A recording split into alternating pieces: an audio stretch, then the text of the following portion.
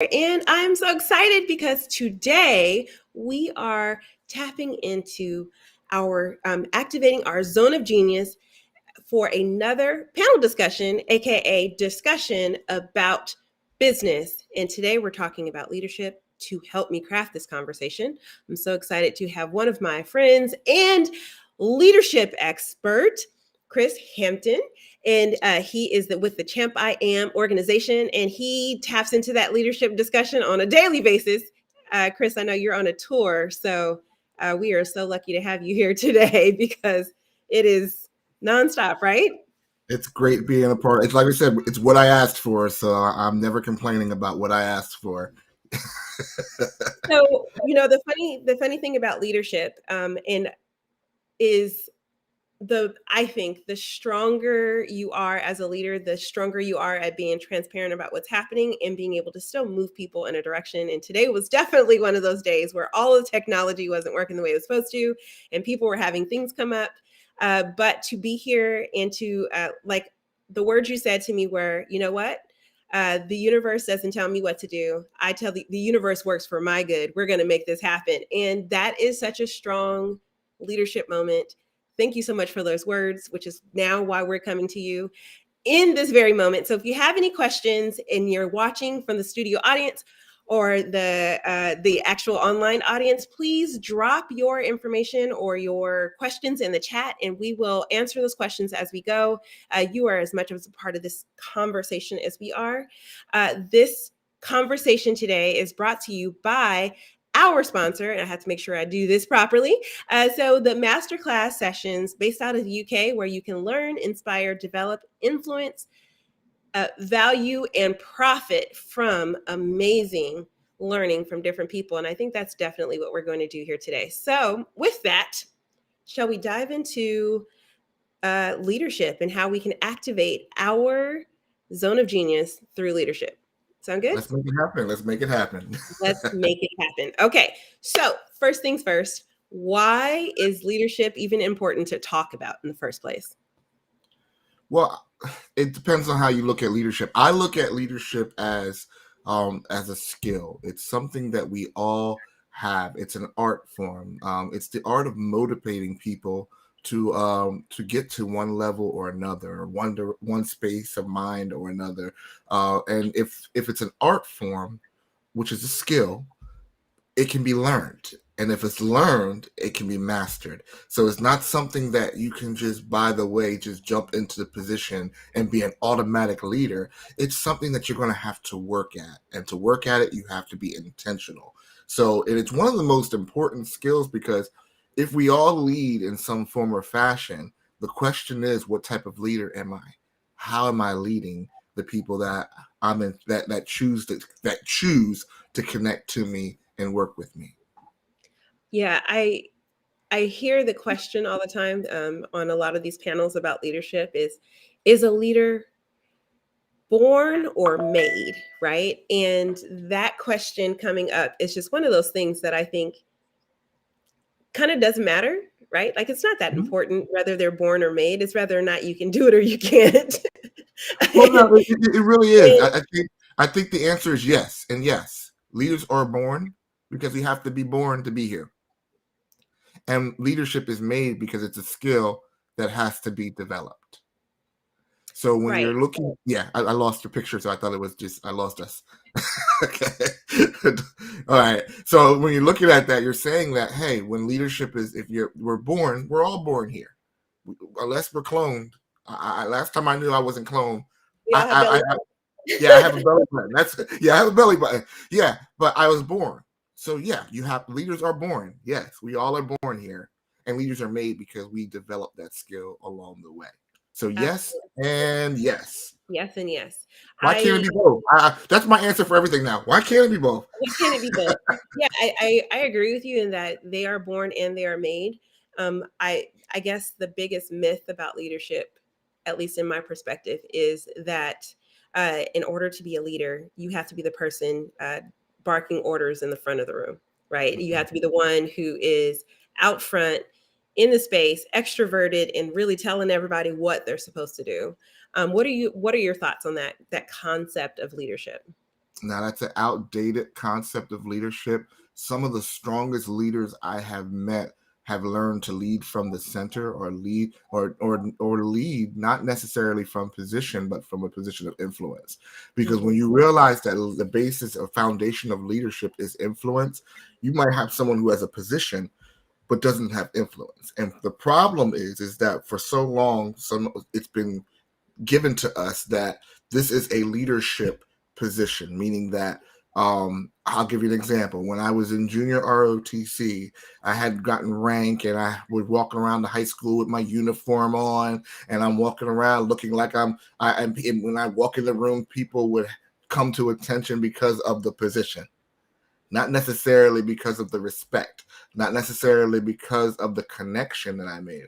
And what happened was I learned an important lesson because someone told me that, he said, it's not the uniform that people want, it's you.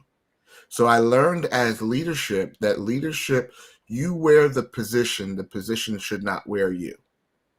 Yes. And what So happens is we get so connected to the title that we are thinking that we're leading, but people don't have to follow you. People really, and if they follow you, are they giving you their maximum attention and ability? When I look at the church that I started with my pastor, what is it, 20 years ago we started, we were just 12 people. And we chose to follow the vision and follow that leader. To see that church has 1,000 members over a 20-year time. When you look at the people that are following that, they don't get a paycheck. But when I see the excellent leadership that they display when they're serving their community and they're going above and beyond, they're not serving a man, they're serving something that's bigger. It's a vision. And they're choosing to follow that and choosing to give their time, their talent, and their resources to a bigger vision. So don't let the position wear you wear the position. so true. So true. You know, I've spoken many a times about how I have suffered from social anxiety. And so it's never my intention and it's never my to be upfront in barking orders at people. You do this and you do that. But what is so important, thanks, Mark, for chiming in the audience here. Appreciate it. But what is so important to understand as someone who could possibly be introverted and who possibly not see yourself as the person that stereotypically is the leader, is that it's more about the trust that people have in you than it is about, like you said, that title and that position. Mhm. I've been able, I always say, you can lead from behind just as effectively as you can lead from the front, right? And if people trust that you have their back, right, they trust that you are there in support of them, and that when you can chime in with your thoughts or what the direction should be, it makes it substantially easier for them to believe what you're saying because you've built that trust connection. Mhm. So Well, I I even learned that from like I hate going back to the military when I said that, but when I'm military, I was just thinking the picture to paint for you. Everybody leads. So you have the company commander, then you have the platoon leader, and the platoon leaders have their squad leaders, and the squad leaders have their squad. But and when you break the squad down, each squad member has a function and ability that is essential to making the whole thing run. yes, So it's not, when you look at that whole picture of how a working team works, it's not just one leader, it's leaders that are leading leaders. yeah, yeah.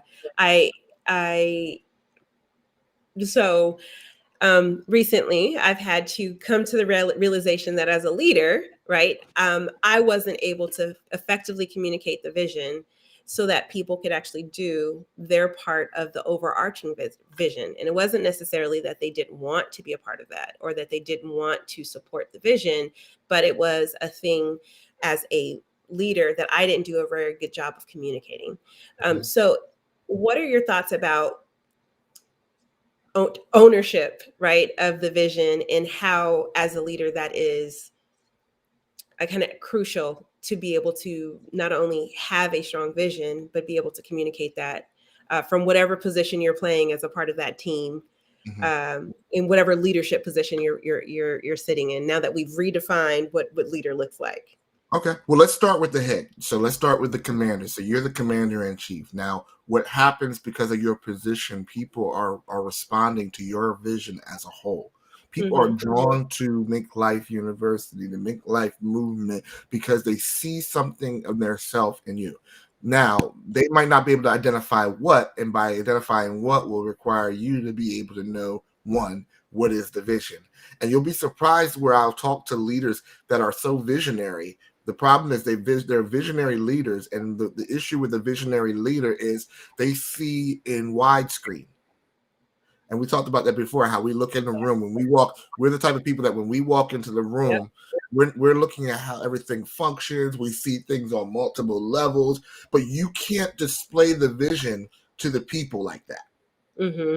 Because when you start displaying the picture, we're able to walk in the room, and because we're a visionary type leader, when we look at that, we see the widescreen view. We have to see the functionality because it doesn't make sense to us. But Yeah. if you lay that on the people, it becomes overload Yep. because they're not meant to walk in that vision. So one of the issues that visionary leaders have to do is to be able to write the vision down, make it plain. And the reason why you're making it plain is that when the people will see it, they will see themselves in it and be able to put their hands to it and run with it. So my question to you is, if people are always confused, and I sat with a client last week that does medical advocacy, and I said, if people don't know what you do, they're not going to be able to run with you. So you have to make it easy, make it plain. Stop thinking academically at the top level, because you're going to need people that are going to be able to see the vision and be able to see themselves with it. And it has to be so simple that they're like, oh, the Oh, light bulb comes on and yep. I see where I fit into the picture. Because when Yeah. you get so big, they don't see where you fit in the picture. Don't show me the Empire State Building and tell me to build it. And I need you to build the Empire State Building again, and you're going to give it me one brick. I don't see the picture. I don't understand the blueprint. But the master architect, which you end up becoming, knows how to read the blueprint and give the instruction to the team so that we're going to start with the foundation, and this is what the foundation. Don't worry about the top. Yep. Worry about the foundation and the level that we're in. Yeah, I love that. As like I said, I am fully transparent as a leader, and I always put myself on the chopping block because sometimes, well, my thought is always that you don't really learn from success. You learn from the failures, right? Like you get to celebrate the successes, but the failures are really where or the perceived failures, I should say, is really where the growth happens. And so there is a lot of growth to be had by listening to other people's, uh, perceived failures. There's a lot of growth to be had on your own behalf, and most of my life I've been able to avoid a lot of a lot of pitfalls because I listened to other people's perceived failures, and I was like, note to self, don't do that. So I just wanted to be able to have that kind of share with you in the honesty and transparency with everyone, Well, that's because important. Don't jump off of that. Don't transition yet. no, Let's I'm stay not. right there. And the reason why I say that is because one of the key things that we focus on at Mink Life Motivation Principles is when it as pertains to leadership. Yeah, the vision is super important, and how you connect your team to that vision through communication is super important. Your team, your customers, whoever is involved or whoever needs this. But the last piece is integrity. And having the integrity part is super important. So that was one of the reasons why I shared that in particular, because um, I know you're going to have some thoughts on that. And I wanted to make sure that we understand that integrity is a huge part of being a leader, and transparency is one of those. So go ahead. I know you had a lot to say about that. Oh man, that's you gave because I want to talk about also the integrity, the failure aspect of it too. But let's talk about the character. One of the things I'm teaching in the class that I'm doing for the leadership symposium tomorrow is talking about what makes an authentic leader.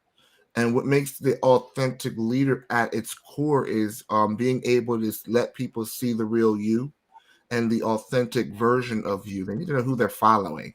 At the core of your leadership is your character. And your character is what are your values, your morals, your spiritual foundations, your family. And what happens is life has a habit of trying to wear those things down. Pressure from your business environment is trying to make you to forsake all those things for the money. But when you understand your core character of who you are, and then you place your worth in that worth, when I said the first step of being a real leader is talking about recognizing your worth. Your worth is based in your character, not Mm. in the things that you acquire along the way, because in the end, your character is who you are when nobody's looking. No one's looking. Nobody's looking. It's the dirty you. So you have to be able. And I was sharing this with young men that were at risk, young youth that were at risk, and I was like, what they don't tell you about leadership is that you need to be aware of the good, the bad, and what you need to work on. And to say, Right. hey, this is who I am. I have an anger problem. These are the things that I'm working. These are the things that I have in place so that I don't step out of character. Yeah. So it really is about ownership, right? Like owning your own actions and their effects on other people. Mm-hmm.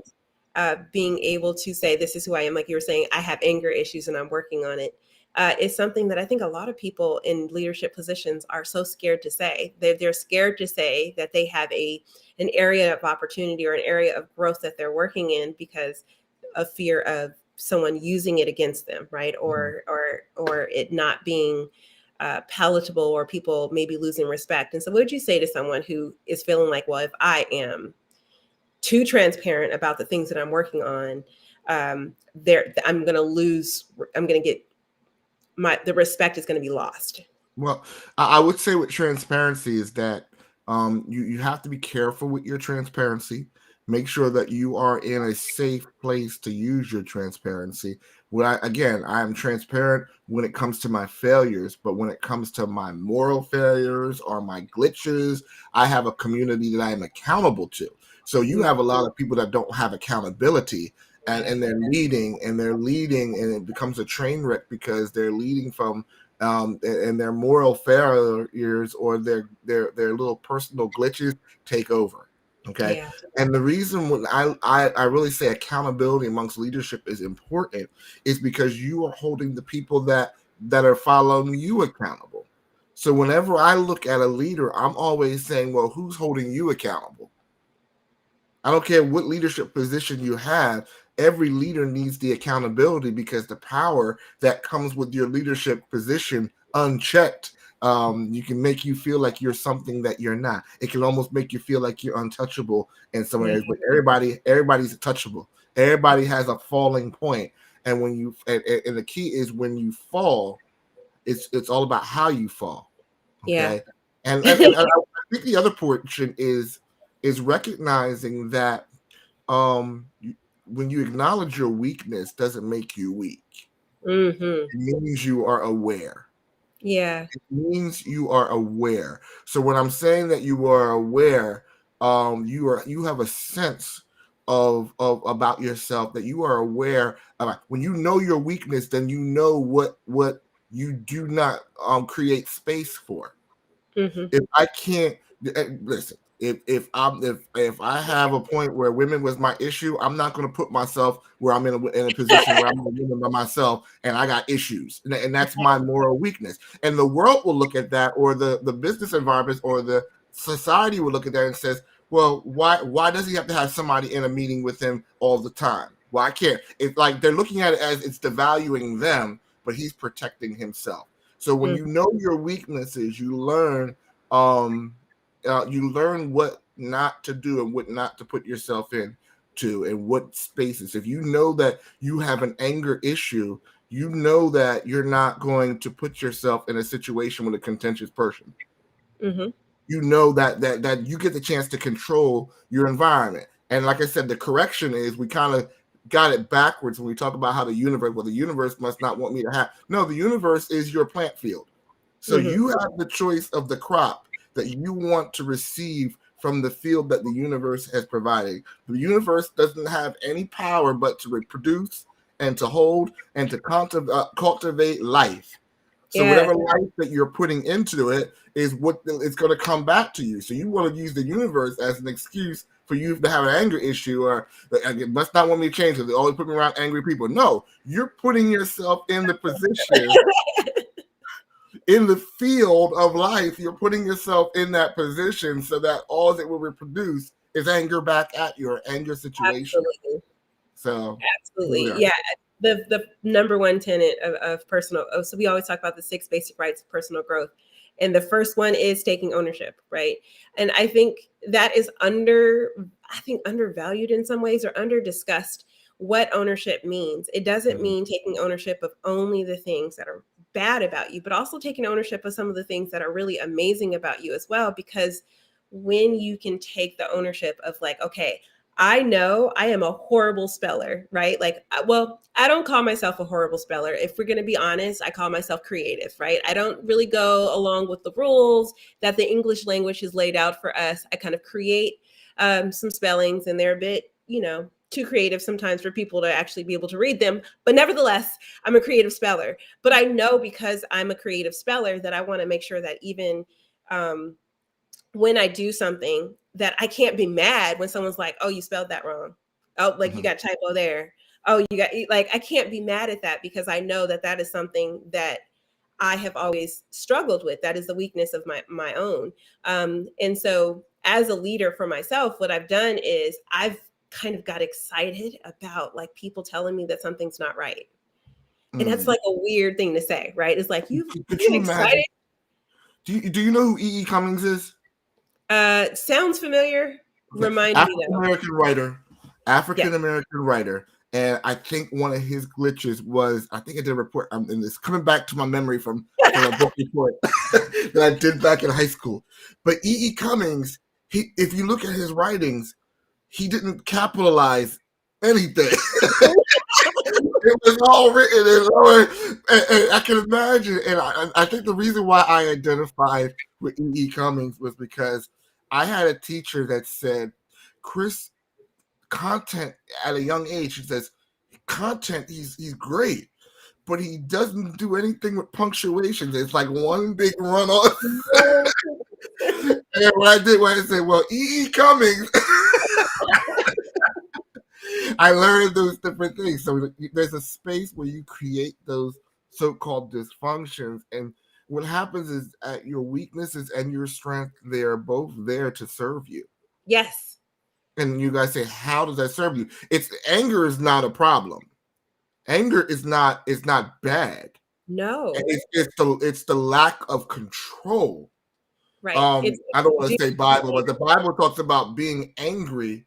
He says, be angry, but sin not. So let's say it in the everyday language. I can be angry, but I can't let anger take control of me. right. So Right. there's a space there, and I'm not angry, guys. I'm just using angry as an example. But I'm just he's used that word. I don't know, because somebody needs to hear the word angry today. That's the key word. But I'm just saying that when you look at it, it's about, I understand that that's there, and my weakness can be actual strength Mm-hmm. when it's used in its proper place. But you have to become aware as a leader of all Yes. those things. And actually take ownership of like what the effects of your weaknesses has caused in the past, right? The lack of trust that there may be in that space because you've had that pattern. And like I said, when we talk about leadership, it's really about that building trust. And when you can own up to your patterns of perceived mistakes, and share like, hey, I know that I have not been good in this space, it really does help to that conversation about integrity, right? Mhm. I know that I did a bad job of communicating this. It allows everyone in the room to trust that I'm not going to put the blame on anybody in that room for them not being able to follow through with the broken the broken, directions that I gave them. Mhm. And then they trust me to be able to say, hey, well, let's figure out how to fix this, or let's keep going, or I'll keep working with you, because at least that it was not great on your side. And I don't know about you, but I've had those bosses who took no ownership of any of the things that they were doing wrong, and it was everybody else's fault of Right. why everything was going wrong. And it was like, but bro, you gave us bad directions. You told us to do this. We did what you told us to do. That wasn't what you wanted. You didn't communicate it well. What do you want from us? You got And to so own that. And the problem is, it again goes with the fear of failure and how yeah. we see failure. Mhm. A lot of people have to realize, thankful for Maxwell's and the people that are teaching about failing forward and all those different type words. But what I love about failure is that I learned earlier that failure is not an identity. No. It's a glitch in the process. Mhm. So when most of our leaders, our new leaders, and some of the older leaders are falling and they're failing, they're like, "Oh God, I'm a failure." Mhm. Like, you ain't never done anything right, because that's how it turned failure into a weapon. And now Yeah. they're like, you ain't done it. You'll never be like the leaders at the top. You'll always, and they look at that and they say, I am a failure. And in Right. reality, you have to say, I failed. Right. And words are important. Words are very important, because when you look at it, it says, I am a failure. You've made an identity. But when you said, I have failed, you said there's somewhere along the line that I messed up in the process. And if I can find out where I failed at, I'll succeed. I Thomas think Edison failed how many times? 10,000 times. I right. don't have I'm like, you must have really wanted that invention to work, to go 10,000 times and fail. I said, there's something the wire must not be long enough. The bottom of that base must not be right enough. I got to make it fit and make sure that I have the right circuit going on there. He failed along the line, but as he failed, he learned what not to do again. The problem Yes. with us is when we forget that it's a process, and we forget that there's a problem in the process, we don't even take the time to go back to learn what we did wrong so that we can make it right. Right. I flashed this on the screen before, but I want to reflash it. Brittany Lee said, fails are stepping stones to greatness. And that kind of just like really harkens to exactly what you just said right now, which is, those failures actually become the stepping stones if you take it not as a loss, but as a learn, right? Like I Mhm. learned from that experience. I didn't lose anything in that process.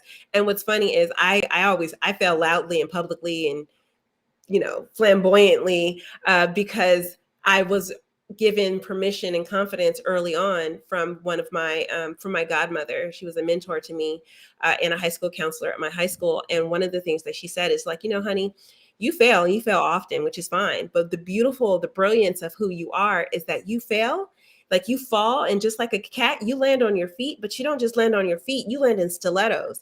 And I take that as take that as that ability to be able to fall and Mhm. fail and be okay with failing. It's fine to fail. It didn't work. Okay, well, why didn't it work? Let's go back to the drawing board. I think me and Edison might be mental kins that way. I'm always trying to like rethink what happened to see if we can do it again. I'm not going to not do it again. I'm just going to do it differently the next time. But we see the Um, problem totally differently. We see the problem totally differently now, because we don't even realize we failed. no, it was like, And that's the funny thing about that is, I just got a management position on my job, so I've been almost in it in a year, uh-huh. and I was like baptized in fire because they didn't have no instruction, no nothing, no blueprint. I'm coming into this existing position that's been here for years, and that people don't know what they're doing. Because I have a training mindset, I'm like, where's the training at? So it was one of them sink or swim things. And my Yeah. boss came back to me like 6 months to do a review, and he said, you know what? He said, what I like about Chris is that Chris is a quick fail.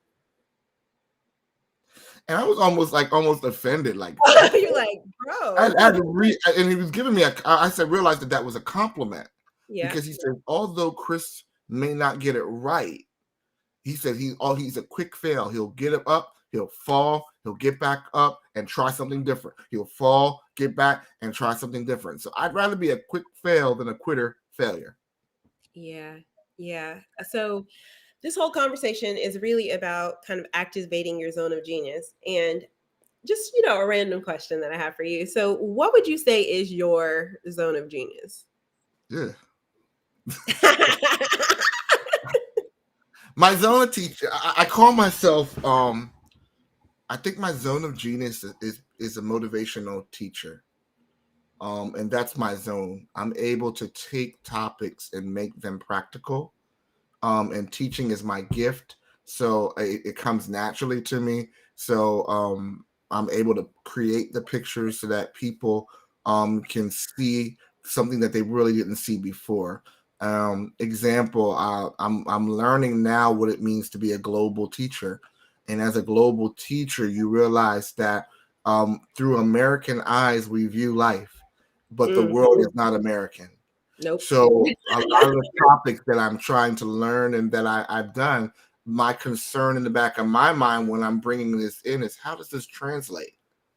And I'm Right. looking at how does it break down, and it's almost natural to me to break it down and finding it that way. And then when I was on a call in India yesterday, and just hearing them talk about the art of flexibility, knowing that they can be very rigid in some of their cultural thinkings, but by that end of that conversation, I had them bending and stretching without breaking, and they understood that they could bend and they can have a little bit of wiggle room, that and it was able to use those lessons to be able to give life lessons that were global. So I think that's there.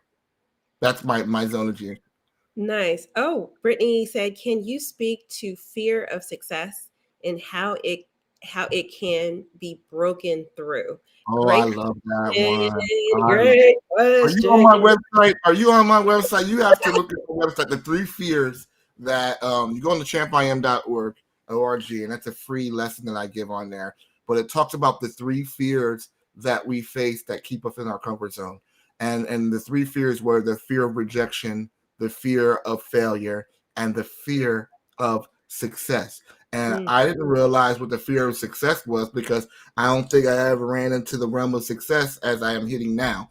And the reason why sometimes I didn't start things was because, good God, what if the vision actually comes out and actually is real? What is it? What does the global Chris champ I am look like? And am I able to handle it? Am I able to handle the structure? Am I able to do the business at a business level? I wish that being a motivational speaker was all about just getting on stage and speaking. But no, there's a whole business that needs, and the IRS is going to be looking for me if I don't do certain things. And I'm like, what if I don't have those things? I don't know anything. I'm not an accountant. I'm not any of those things, right? Frustration, right?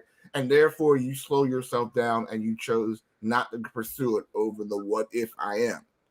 And the question is, what if you are? Because you're asking yourself, what if can I handle it? What if you are? And then here's how you get over all of those three fears.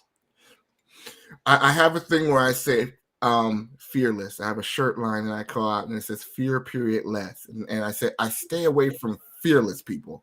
I'm not talking about being Rambo, Commando, whoever the next action star, Idris Elbis, whoever those action stars are, that they're fearless. They walk into the battlefield, they don't care. And you notice that they barely get out and everybody around them is dead. I'm not talking about those type of fearless.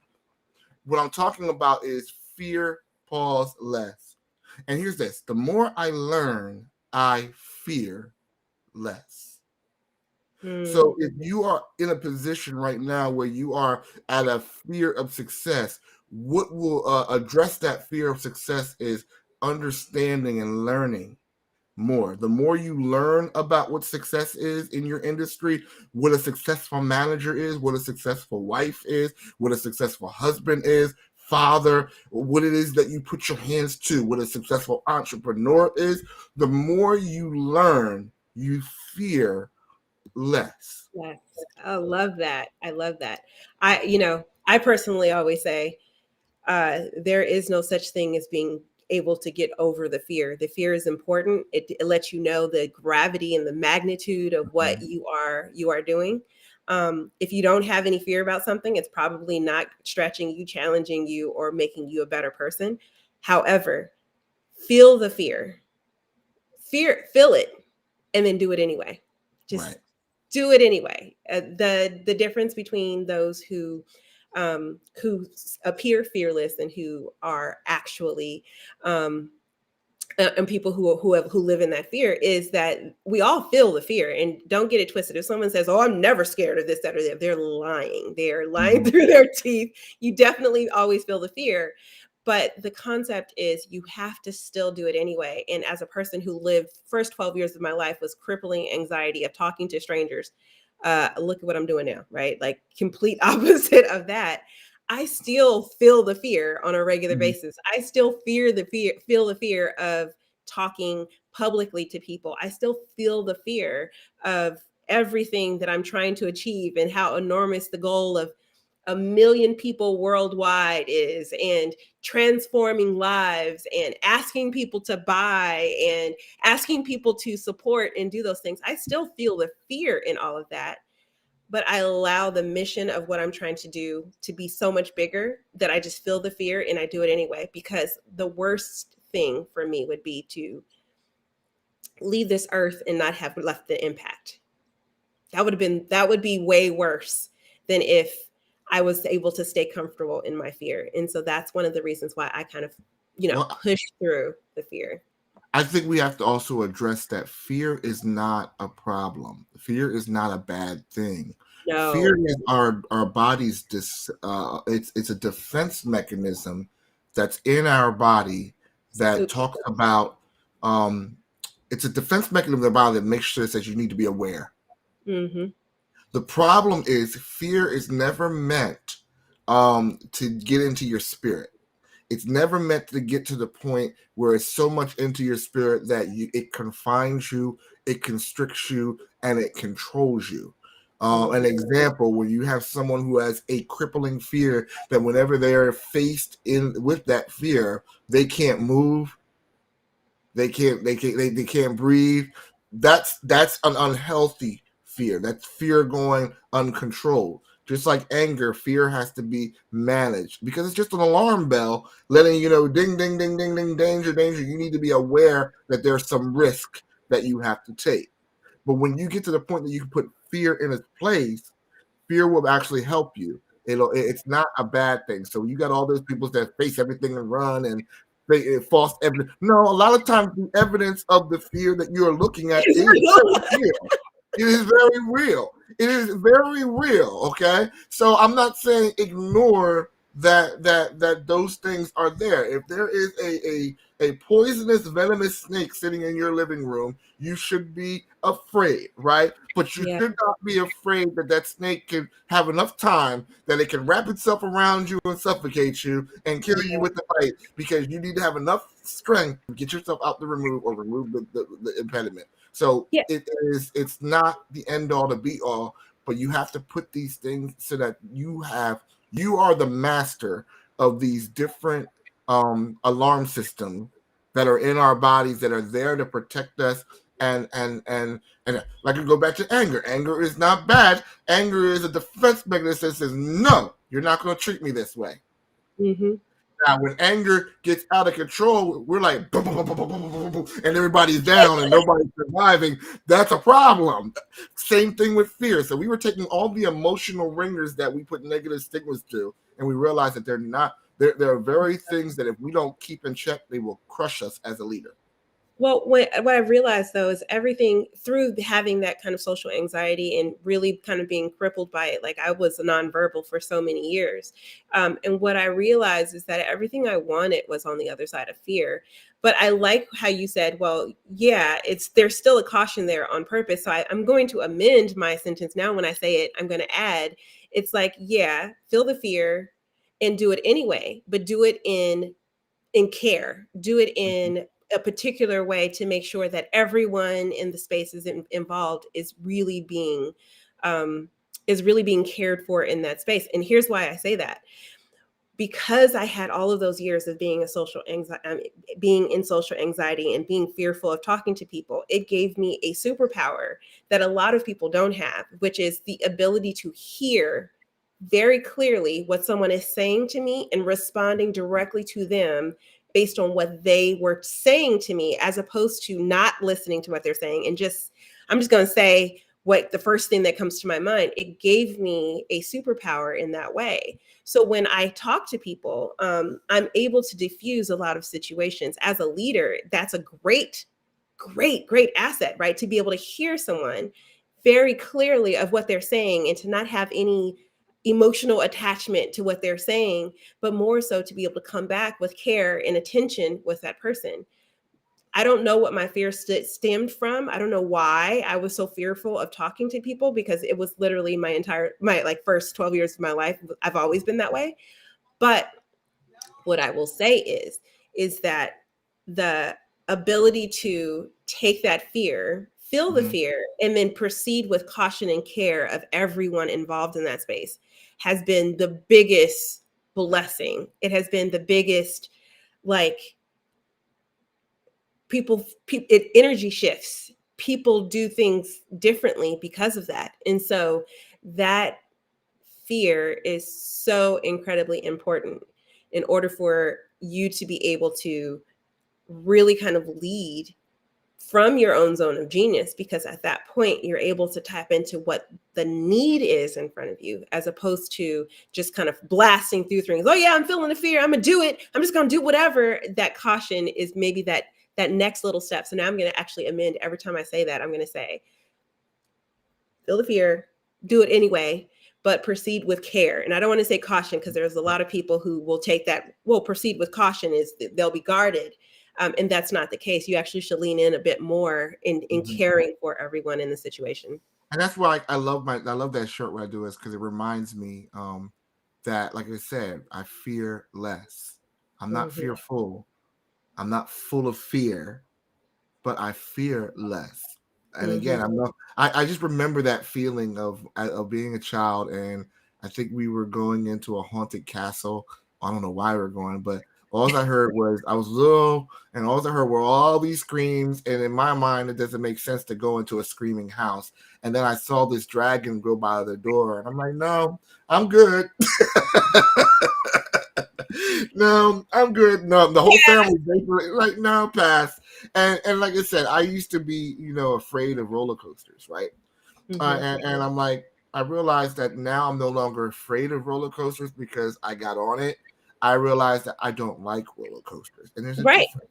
So, so you learn that those things that you were afraid of is no, I respect the law of gravity. Super side note, got nothing to do with leadership. I'm just saying, I refuse to pay somebody to scare me. Life is scary enough. I don't need any extra help. I don't I need don't need any don't need any extra extra help. help. My No. thing is that I realized that it was unhealthy for me not to breathe for a minute and some. How long that takes? I know that every time we go to when you go up the roller coaster, I'm fine. When you start going down and you're doing the oops and all those different things, I realized I just stopped breathing. I said that's not healthy. You know what's funny? Okay, so talking about fear and lancing fear, like really kind of battling fear. So my daughter this past year decided for her birthday she wanted to go to Magic Mountain. Now, again, I just told you I do not pay to have people scare me. That is not how I intend on spending my money or my time. I But stopped my that too. no, so my daughter, it was a really trying summer, and we had to move her trip, her birthday trip, from one day to another because my father-in-law had passed away, and we were going to fly out the very next day. So I was like, let's get this trip in. And one of her friends, we had already bought the tickets, and one of her friends couldn't go, and I wasn't going to let that ticket go to waste. So I was the fourth person, especially because you need kind of four people to be even on all the things. And so I was like, oh my goodness, I have just broken all of my rules about going on roller coasters and paying people to scare me. And then I took it as a moment of like, okay, well, this is one of those moments where I get to tap into all of that spiritual work that I've been doing. And so what I decided I was going to do is I was going to turn that. So for me, it's not the loop de loops and all that other stuff. That part is great. That's why I drive fast. But it's the tick, tick, tick, tick, tick, tick, tick, that anticipation that of like, okay, what's going to happen next. And so I decided I was going to take those tick tick tick moments, which is really the fearful part for me, and I was going to breathe into it, and I was going to affirm myself during it, and I was going to tell myself that everything on the other side of this tick tick tick is going to be exciting, amazing, and fantastic, and all I have to do is just inhale and take a dip a deep breath out as soon as it drops, and I'll be fine. And when I tell you that helped so much get through a day full of anxiety ridden roller coasters. But it really just speaks to that same thing. And I think if we can actually take that same principle about things that we're fearful about, speaking about what Brittany was asking about, if we can take those things that we're fearful about, feel the fear and go, oh, wait, I don't have to allow this to kind of like rule me, and I can actually turn this around. And I've been doing spiritual practice. I don't know anybody in my life who isn't doing like meditation work and really trying to make sure that they're centering themselves and grounding themselves. And so if all of those things are true, then this is the test, right? Like when you're on the roller coaster, oh crap, it's coming, right? And so really kind of taking that, that real life experience that I was having on this roller coaster and applying it to real life. And especially as a leader, and most of the people who are in our circle have big visions. It's not just like, oh, I just want to make $3,000 a month or $5,000 a month, but they really want to change the world. If you can take that moment, right, and actually say, okay, this is happening. We're going to do this, and either I can take this as an anxiety moment, or I can turn it into a moment where I get to reaffirm myself, where I get to do a little self-care, and where I really get to kind of like build trust in myself that I got this and I can do this. It could really turn into a really amazing experience as opposed to a really fearful, scary, oh And my it's a gosh. journey. You're not. I think what a lot of times we talk about, even when we're, and this all really does fit to the foundation of leadership. It's like we're talking about fear, but one of the greatest fears that we deal with is fear as leaders, because the first fear that we have to deal with is that we're leading people. We're up front, and we're Yeah. leading people into a place that's unknown. Yeah. So every step that we take is a learning step. Yes. So it's not like I've been here before and I'm leading you across and I'm going to lead you into your vision because I've been to the other side. No, because vision for us is a preferred future. So every step that you are taking in vision is you taking a step into your future. So you're stepping in places where it's your first time stepping, but you have people that are depending to lead on you on there. So and then when you learn as an entrepreneur, that you learn more as you go than before you started. If you're one of them type A personalities that have to have the roadmap, the blueprint, the backup, all Everything that, just find that everything has to go the way that I put it, and life is not going to respect that. no. And most people that have issues are those people that have to have everything in a perfect travel on a perfect road. And when you realize that life is just going to disrespect that, they shut down because life is not conforming to the map. You have to be that flexible leader that lives by faith, because they're seeing something that's before them that is not in their present. And it takes faith to be that leader to move forward and to go and get what your life that you're creating. And as you get that life, people are going to benefit from the life that you're attaining, because as you attain your vision, you get bigger. And then what happens is it gets too big for you to hold. You're going to need people that are going to tap into that. So Yeah. if you're afraid to step out, that's the first step that you're going to get. You got to realize that you're not really seeing the full picture where you are. Yeah. So this has been so much fun. This is exactly so. If those of you out there watching, if you don't know why why I really love Chris, is because this is how we talk when we're just talking to each other regularly. This is our conversation. This isn't nothing new. This is just another day. But I love being surrounded by these kinds of people who have so much insight about different things and can bring their love for really changing the world in a big way forward. And Chris is undoubtedly one of those people who are in my lives. And just in case you didn't get enough of him, he'll be back tomorrow to talk a little bit more as well. Twice. Twice. I'll be sitting in the question seat, and I will actually be a part of the panel. So I'll get to be put through my paces as well. It'll be fun. I can't wait. But if you are interested in hearing his talk, it is only $36 tomorrow. And the conversation tomorrow is all about everyday leadership and how you can actually be an everyday leader. So he's going to help you activate your zone of genius by personal leadership and helping you discover that your purpose is unleashed, can unleash your potential and release the champ I am, that is in the inside of them. So that's what you're going to work on tomorrow. Can't wait to see how y'all respond to this leadership of it all. You're not going to want to miss it. Also, tomorrow in our community around Mink Life University, we are also doing a leadership action planning session, and that is at 7 a.m., 7 p.m. Chris's event is going to be at, I got too many dates in my head. Where'd it go? It's tomorrow at 4 p.m. Pacific time, so you're not going to want to miss that either. Go to Mink Life University and click the the Business Maximizer button, and that will get you all the information. Or you can just type in symposium events, and he's there too. Either way, you want to tap into this conversation. Tomorrow, we will be here talking about executive voice, continuing on this building of our trust and how we can build the trust in our brand. This has been so fun and so amazing, Chris. Thank you so much for pushing me to remember the universal principles that the universe conspires for my good. And I am the tender to the garden, and I am responsible for making sure that the universe knows what I want and what I need. I needed you today, and I appreciate you so much. With that, we are getting ready to sign off. And I just want to remind you that this particular roundtable has been sponsored by a masterclass sessions based out of the UK, where you can learn, inspire, develop, influence, value, and support one another. Great community. If you are a member of the Mink Life Motivation community, you actually get golden tickets to some of those masterclasses. Please inquire in our Mingle community if you have any questions about that, and we will see you all very soon. Thank you so much for joining us today for this lovely conversation. And remember that it's better to lead by your actions, not your words, and that you have the power to activate your zone of genius through leadership. We'll talk to you soon. Bye.